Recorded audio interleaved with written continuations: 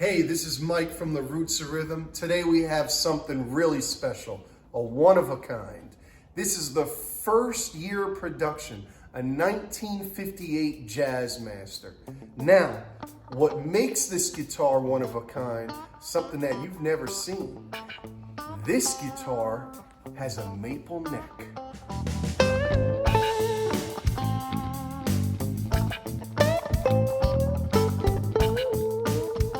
It's the only one with a maple neck. We're gonna get into this right now. Rock and roll. Now, Leo Fender experimented with a lot of different models. The initial model was the Telecaster, which we talked about in the last episode.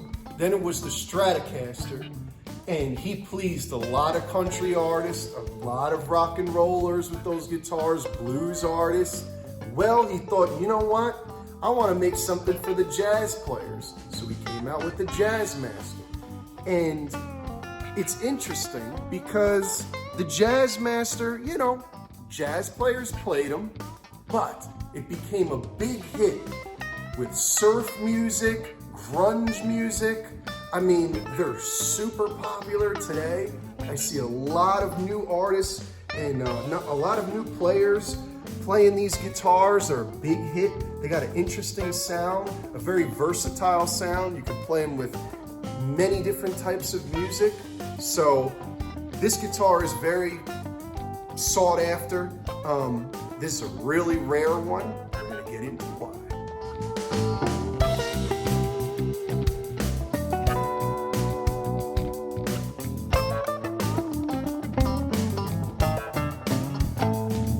All right, let's take a look at the body and why this guitar is different from the other models that Leo Fender designed. Now, this right here is a locking tremolo. And as you can tell, there's a little mechanism here that allows it to lock and unlock. You know, and it had a little, you know, you could start to experiment with different sounds. We had the floating bridge here, which was different, as you could tell. I don't know if you see the angle there. The floating bridge. And then look at these two pickups. Now, these are two large single coil pickups. And it honestly reminds me of a P90. And it you know, was probably similar to that tone. But what's also really unique about this guitar, and quite advanced in, you know, the 50s, was we had these different switches. So this switch right here, if you move it down, it's, you know, similar to, you know, other types of guitars, even like a Gibson Les Paul. You could, you know, move the switch, the different pickups, you know, volume knob. Then, if you see here, if you switch it the other way, you have these devices that kind of muffle the sound. This is kind of more for like jazz players. Not sure if it was a big hit in those days, but something unique about this guitar, and was actually kind of revolutionary because there was a lot of guitars after that time that started to experiment with things like this. All right, if you look at this guitar, it has an absolutely immaculate, beautiful gold pickguard from 1958. It was the first year where they tried to experiment with an anodized gold pickguard.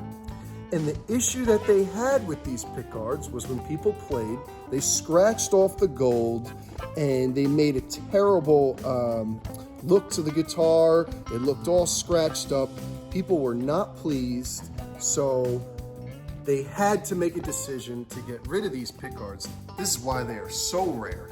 I mean, there's some Stratocasters that have them, but it's super, super rare. And if it's kept in perfect condition, it looks beautiful, but they had to make a decision to change them. So what did they do? They came out with a plastic pickguard that really helped mitigate that issue. All right, I'm gonna hand this over to my father. He's gonna talk about why this guitar is super rare. It was a prototype. Let's get into it now. So what we got here is not only a Jazzmaster, but this is about the coolest Jazzmaster on the planet. Why? Because it has a maple neck. Now, all the other Jazzmasters have a rosewood neck. It was the birth of the rosewood neck. It started the slab, but in prototype form, this guitar had a maple neck, just like a Stratocaster. Now, if you look at it, this is a typical, I believe, January 58 body, all stock. The neck is dated May 1957. It's a solid maple neck.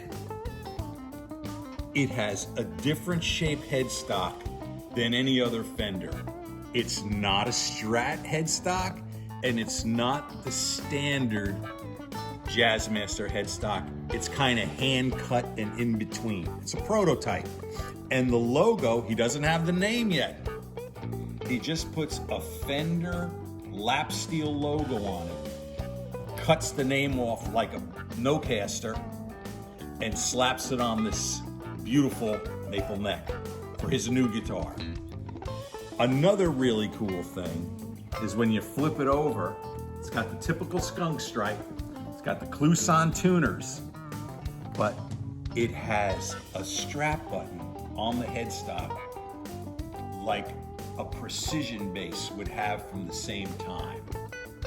I've never seen that on anything. I've never seen a maple neck on a Jazzmaster.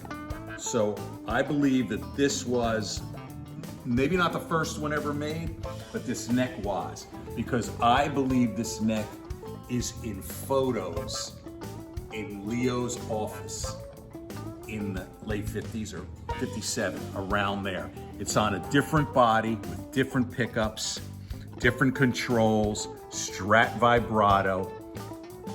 And if you look at it, the picture's a little fuzzy, but you can see that hook in the headstock. And I think it's the exact same neck. Now there's other photos of a Jazzmaster. Looks like it's gold.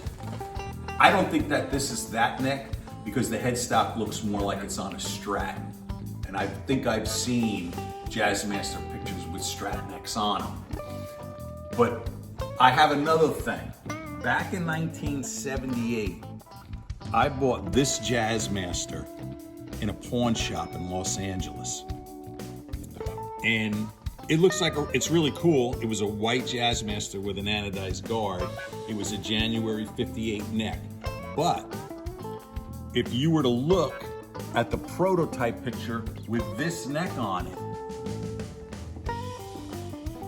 this guitar, when I took it out, took the pickups out, underneath, it was hand routed for these big, long pickups that looked like the black ones in the picture. Then it was painted white. Then he put the regular pickups in it, and these covers were black, like in the catalog, but they were painted white. And sorry to say, I don't have that anymore. I sold that guitar a long time ago. I wish I never had, but I think that might be the other half of this guitar. Anyway, 58 body, May 57 neck, ultra cool, one of a kind, prototype Jazzmaster. Came in the original tweed case. So cool.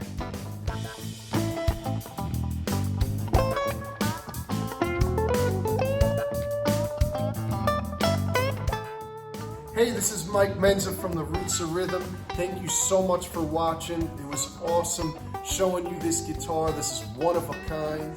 If you want to see more episodes on super rare guitars and stuff that changed rock and roll history, tune into Mike Menza Music. Hit subscribe.